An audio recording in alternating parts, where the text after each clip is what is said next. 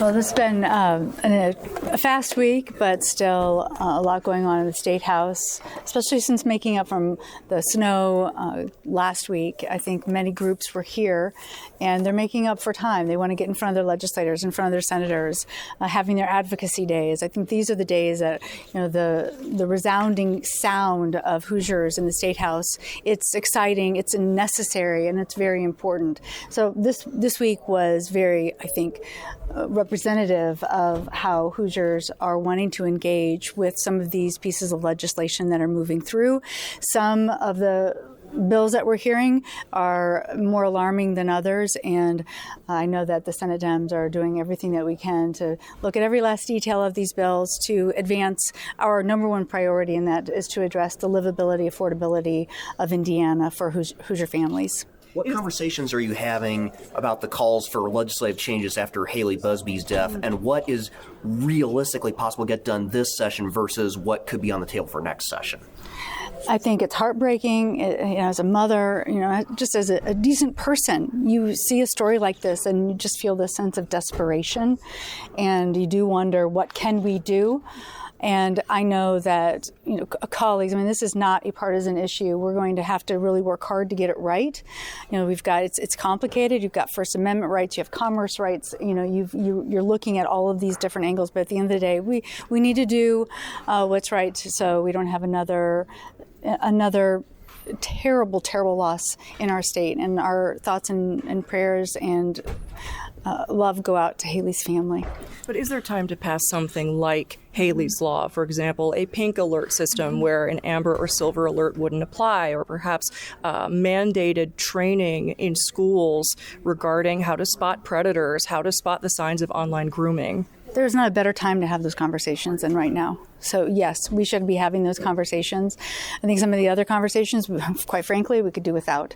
It's a lot of virtue signaling that we're seeing in some of these bills. And when you have something so devastating happening to our state, we need to be having that conversation right now. What do you mean by virtue signaling? Sorry. Some of the bills that we're hearing. I think you know that they're taking place because it's a primary season and they have to show their voters that they're listening to some of these. And it's not what we're hearing from Hoosiers. It's what we're hearing from Hoosiers is, please address the affordability of our lives.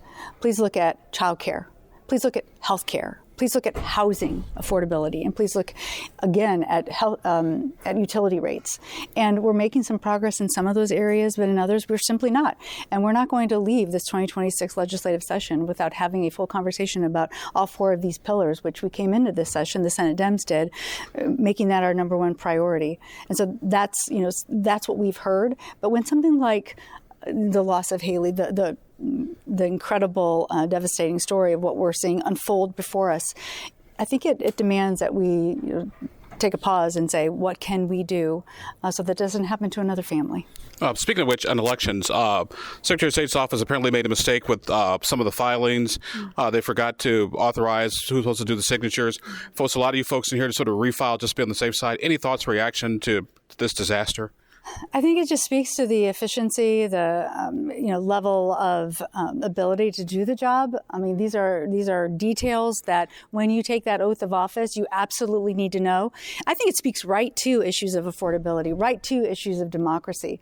These are regular folks who are taking time out of their day. They most likely are working, and they drive to Indianapolis to file. And to know that care and attention was not received from the Secretary of State's office, it's an insult to Hoosiers who have decided to put their names and their families out there. So it's very disappointing to hear, and we should all expect better.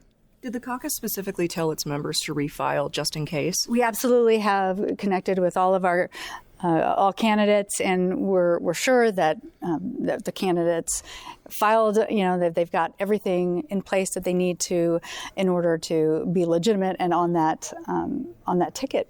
We're excited to see those filings come the deadline, noon on Friday. So I know that our caucus is certain that all of our boxes are checked, and it's going to be on unfortunately, every candidate to make sure that their paperwork was legally signed. The House has also made some changes to Senate Bill 76, making it look a lot like last year's Fairness Act. Your thoughts about those changes and the likelihood that it could pass out of the Senate? What was amended into that bill, I mean, we immediately started hearing from families, from schools, from teachers, and we need to make sure that we don't politicize spaces that should be safe spaces reserved for learning, and making sure that kids are protected and the families that love those kids. So that's, it's really important that we get this right. And right now, where that bill is, it's not there. Great. Thank you. Thank you so much. Thank you.